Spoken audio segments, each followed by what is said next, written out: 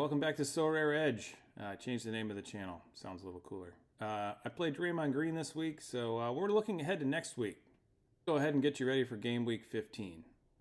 First things first, before we get off Draymond Green, for those of you who have some ETH or some dollars or whatever your currency is to spend right now, you want to make some money, this is a good time to buy. So you go against the sentiment.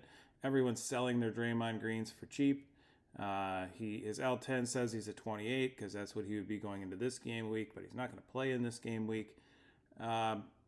He's too cheap, so assuming he gets through his counseling or whatever they have in mind for him, seems like he's agreeable to all this stuff.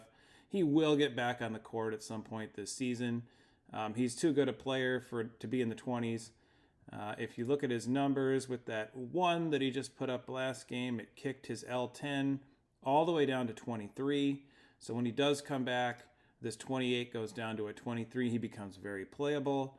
I think his price will go right back up to that $6, $7, $8 range. So if you've got money sitting around, you want to make some money on this, and you can afford to hold for a while, I would just buy all these up and keep listing them for $6 or $7, and eventually they will sell when he comes back. Getting into game week 15, you just absolutely cannot ignore Anthony Simons. We talked about him last week, of course. Costs have stabilized a little bit, around $19. He's the play of the weekend again. His L10 is just way too low. He's up to 1.2 points per minute. That puts him in the same range as like Kawhi, Şengün, Desmond Bane, other big stars. He's playing 34.5 minutes on average for the season. But the last couple games, he's been up in that 37 range.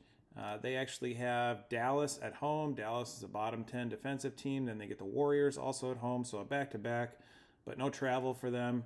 I expect him to have another big weekend. Lou Dort caught my eye today. He's just well under his season average here, difference of 6.7. He's up over $7, and he's not a super productive guy, but he does get minutes. Missed last game with an ankle injury, but he's not on the injury report tonight. They just have one game in Denver. We touched on Gordon Hayward last week when his L10 was down to 24. He came through with a 39 for you. He looks good again to me. Nothing's really changed here in Charlotte. He's playing decent minutes.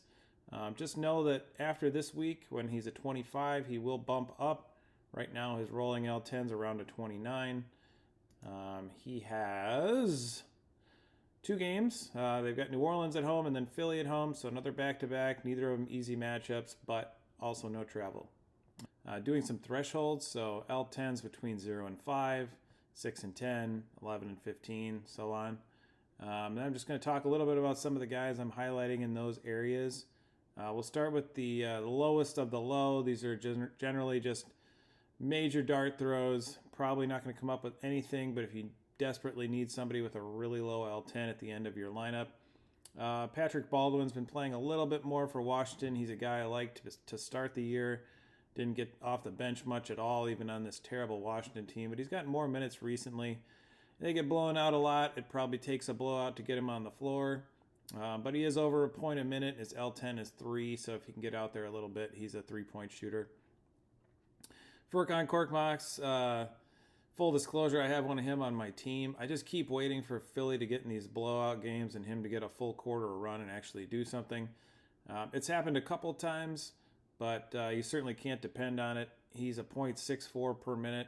It's just that L10 of 3 and the cost of $1.37 that makes him appealing. Jericho Sims, so when Mitchell Robinson went down with his ankle injury, he's going to be out for a while. Sims actually stepped into the starting lineup. Hartenstein's been playing a little bit more than him, but Sims got about 20 minutes each of the last 2 games. He's just not a good player, .56 points per minute. So even if he plays the 20 minutes, maybe you're getting 11 or 12 points. It's just not real impressive, and he's up to $7.50, so I think you're overpaying for a lousy player here. I mean, he's certainly going to beat the 3, but do you want to pay up for him? Jordan McLaughlin from Minnesota has been hurt most of the year. I don't know that he really is a rotation piece when they're all healthy, but he is over a point a minute right now. He's coming off a knee injury. He's a game-time decision again tonight. So we'll see if he plays. We'll see if he gets some more minutes. He got 8 minutes in their last game. But he's a 4, and he's still cheap. at $1.10. And then for Utah, Luka, and some of you European folks can pronounce his last name. I'll just call him the Luka on Utah. He got into one of their blowouts, played 17 minutes, and he was really aggressive. He was looking for his shots. I believe he put up, he put up about 21 points. So he's somebody who you might want to take a quick peek at. This one hurts. It's hard for me to keep recommending Dwight Powell because it looked like he was getting his rotation rolled back, and then last game, Rashawn Holmes got 15 minutes and Powell didn't get off the bench. So as nice as his Sorare average minus his L10 is right now, and his price is still under $2, really hard to recommend him because you just don't know who they're going to play. In Charlotte, PJ Washington left the game, didn't come back after playing 4 minutes. Nick Richards ended up playing 40 because Mark Williams, the starting center, is already out, so the front court is really thin in Charlotte.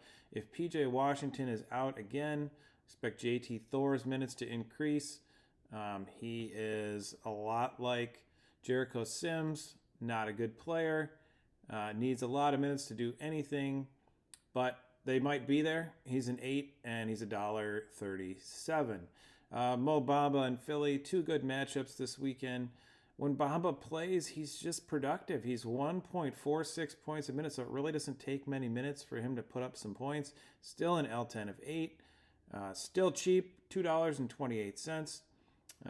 Chris Dunn in Utah, so Keontae George, the rookie point guard, left with an ankle injury. Colin Sexton took over, but Dunn played a lot more than normal. I think he's a guy who can put up some big points if he's given minutes. 0.94 points a minute, L10 of 9. $6, people are a little on to him. JaVale McGee in Sacramento, in and out of the rotation, usually gets 8 to 10 minutes, so not real exciting. L10 of 9, only in a pinch, and only because he's $1.09, really cheap. Jared Butler in Washington, another reserve for the Wizards. I saw him play for a little bit, and I thought this guy he shouldn't even be in the NBA. He's that bad. But looking at his numbers, he's over a point a minute. His minutes seem to be coming up. They're actually using him in games where they're not completely out of it, and his L10 is only a 9, so under $3. And then Holmes is the other guy in the don't know who's going to play in Dallas. So if you want to take a shot at him, he's still cheap. He's $1.60. And then we have James Wiseman. Yeah, James Wiseman. All right, so James Wiseman, his numbers never look bad. He's fairly productive when he's in there. He just doesn't get minutes. He's always in foul trouble. Will he have a game where he plays 30 minutes, puts up 25 and 10? I mean, it might happen. It might happen. He's $4.61. Do you want to pay for that? I don't. But, I mean, I bought the shirt. It was on sale for like $1 on Fanatics. So, yeah, I mean, you can take a crack at it if you want. All right, we're getting into the areas where there are more to talk about, so I'm just going to go quickly through these. Jayshawn Tate in Houston, minutes are up and down, can be productive some nights. L10 of 11, cost of $2. Watford we talked about last week. He's sitting on an 18 with 1 game to play right now. L10 still 11. He's still $2.29. He's good as long as Dennis Smith and Ben Simmons stay out. Isaac Okoro always gets minutes. L10 of 13, $2.91. Vince Williams in Memphis has been a nice surprise. He's getting in the upper 20s right now. John Morant's still out this weekend at least. L10 of 13. Marcus Morris in Philly, 2 good matchups again this week. Could be blowouts, could be extra minutes for him. He's carved a niche regardless. L10 of 13. He's still $2.20. Alec Burks in Detroit, almost a point a minute. He's one of their better players. They're terrible, and you don't know who's going to play from day to day, but he's only $2 if you want to take a crack at him. Lou Dort we highlighted already. Andre Drummond in Chicago is one of the more productive guys at this level, 1.32 points per minute. He gets the same minutes every night. It's like 14 to 16, but he could certainly beat that L10 of 15 for you if he gets more minutes at some point. He could be better than that.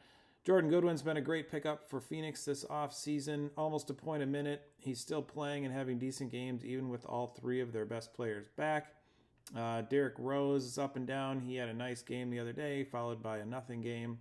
Dean Wade's playing more with Evan Mobley out. You might want to take a look at him. He's still cheap. And Io DeSunmu is playing big minutes and not doing much with him in Chicago. I'm going to cut it off here for this Thursday. I like to keep these about 10 minutes, and we're already over that. So if you have any questions about anybody you want broken down, please leave them in the comments. I'll be happy to do that. You can get at me on Twitter at Pasquale Wisdom, same name as my username on YouTube here. Thanks for watching. Please like and subscribe if you like the content. We'll have more out next Monday.